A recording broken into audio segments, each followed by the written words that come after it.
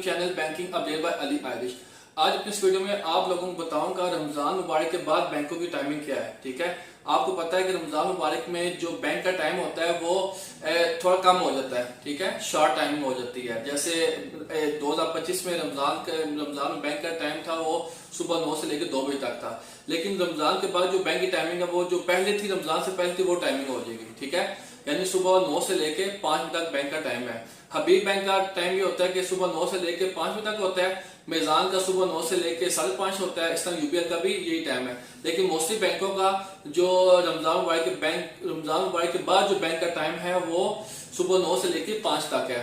और इसके अलावा हफ्ता इतवार को बैंक में ऑफिशियल छुट्टी होती है। ठीक है, तो फ्राइडे को जो बैंक की टाइमिंग है वो एचबीएल बैंक की सुबह 9 से लेके 5:30 तक है।